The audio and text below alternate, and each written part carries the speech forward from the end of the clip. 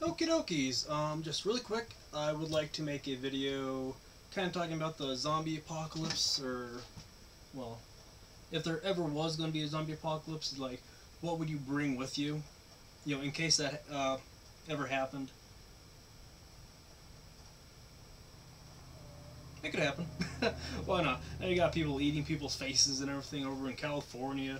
Bunch of fucking weirdos over there anyway, right? Anyway, here are the... Wait, how the hell is it supposed to go? Like, the 4 or 5 things that you're going to bring? Or is it more? Well, I got like 5... Wait. Yeah, I got 5 things. There's like no prep work whatsoever in my fucking videos, I swear to fucking God. Anyway, I was on YouTube and seen some videos of people doing the zombie thing, like, oh, what would you bring during the fucking apocalypse thing or whatever. So I figure I'd go ahead and do that as well. Number 1 would be a pistol. Alright? Well, not just a pistol, a pistol that holds more than 10 rounds. Because more likely there's going to be 1 or 2 times during the zombie apocalypse when you need to get from point A to point B, and there's going to be like 15 or 20 zombies in your path. This gun here holds 16 rounds. More than enough to get me from point A to point B pretty easily, And if 16 rounds isn't enough, I just pull out the magazine, put a different magazine in, I got another 16 rounds, for backup, whatever. Definitely need a handgun. That's number 1. Just to get to like a car or a building or a shelter or a box of fucking pizza on the ground or whatever. Oh, I'm hungry, I don't want brains.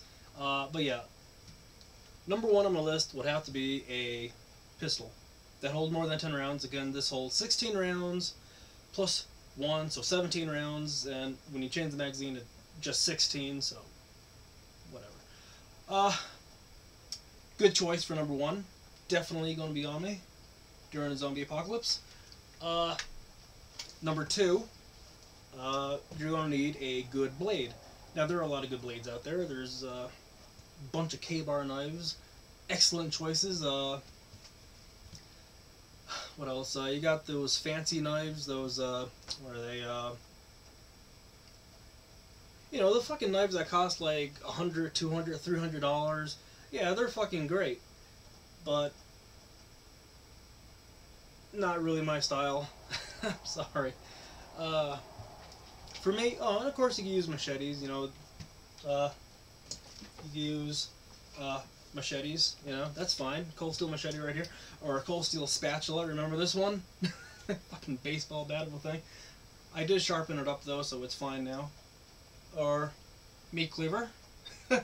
That's fine too, that's your personal preference. Or a claymore sword.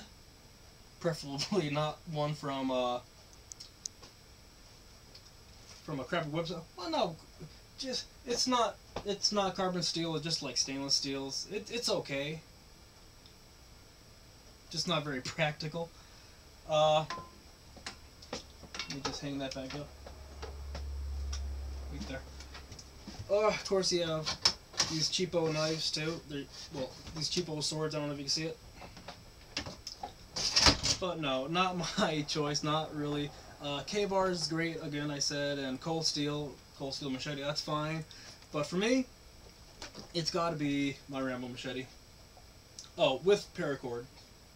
Paracord lanyard. It's like 25, maybe 30 feet of cord, which can also be used to help you climb things and tie shit up, or whatever. I don't know. There's like 1,000 uses for this fucking cord, alright? Hell, I'm wearing paracord shoelaces right now because my shoelaces broke. So that's another thing. But the blade itself, very sharp. Slice zombies' fucking heads off, no problem. They're peeking in the window. Pow, motherfucker. King George. Or, no, was it a King Henry? He had a bunch of bad fucking relationships with his fucking wives. Like, I'm sick of her. Chop her fucking head off. Anyway, Rambo machete, definitely the blade that I would pick. And of course, you know, you just loop it around there so you're not cutting into it. Just chop fucking heads off and shit. That's fine. So that's two things, or three things if you want to count the paracord.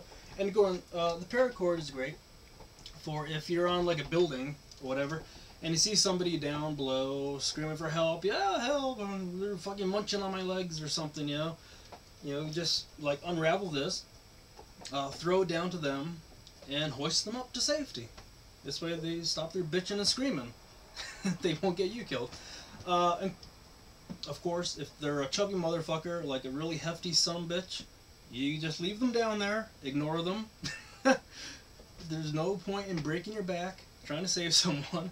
But no. You can drop the cord down, let them hoist themselves up. It's good for exercise for them, right? They could certainly stand to lose a couple of pounds, I guess, right? Anyway, so that's three things, I guess, if you want. But really, two things. Number three would be a rifle for long distance crap. And I thought it over, and I've come to my decision, and my decision is my 303 rifle. One of the reasons I chose my 303 over my Mosin Nagant is because of the magazine capacity. Holds 10 rounds, which is great. It's fairly accurate. Not the ammo is not really that common though, so maybe I really pick my Mosin Nagant. That and my Mosin Nagant has a scope, so I don't know. I guess we'll come to that decision when the time comes, right? But for right now, gotta have my 303. I love it.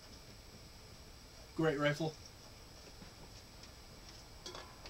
So there we go. Again, it's great for long distance shooting. You know, you want to shoot the neighbors or something.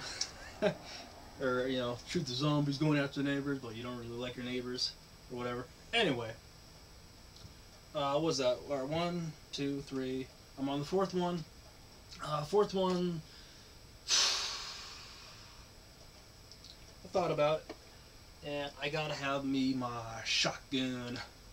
And I picked my Ithaca Model 37 because, well, it's short, it's light, I can carry this all day with me, put it underneath a coat or whatever, and it's ready to go. It's just great, you know? Not much recoil. Not much aiming either, because you can't really, you know, hold it like this without, like, bashing you in the teeth. But, you know, good old, like, one-arm shit, you know, that's fine. Good for, like, blowing down doors and shit. Well, blowing off locks. And shit like that, you know? And, of course, if you have a hull full of zombies, you know, this is a couple, you know, pumps in there, you know, they're gone. Pretty much. Let's not put this down safely. So yeah, that's number 4. You gotta have a shotgun, a 12 gauge, ideally. And last but not least, on my list anyway, for the zombie apocalypse, you play a lot of Resident Evil games and shit like that. You gotta have a gun for a boss battle, right? You see the fucking Tyrant or the Nemesis coming, you gotta have something with a little heft. You gotta have a Magnum. And I choose my 357 Magnum. Great. Couple shots to the head with this. It's gonna bring down the Tyrant, or, well, maybe not the Nemesis. Well, I wouldn't want to really try it. But it's a pretty good size round. Hollow point. And yes, this is loaded, but who cares? My finger is not on the trigger. And, ooh, I'm pointing at you, who cares? You know, it's not going to blow your head off through the camera, so who fucking cares, alright? Be realistic. So yeah, that's my list. That is what I would bring with me during the zombie apocalypse. You know, I got my machete, I got my 357 Magnum. Gonna kill me some zombies. Alright? Having fun. Can't wait. Apocalypse, here we come, motherfuckers. Alright? That's gonna be fun. I gotta admit, it is gonna be fun. I've been training for this day since I was like 12 years old with fucking Resident Evil. I know exactly what I'm gonna be doing. But obviously, you know, during a zombie apocalypse, you're not going to want to leave the fucking house. Or you want to like fortify your position, make sure the doors and windows are secure, and all that shit. I got plenty of food here to last me at least a year. Well, comfortably a year, more than a year probably. But we're good. We all good. Is this recording? It better be. It's not. Oh, it is. Never mind. Thank God.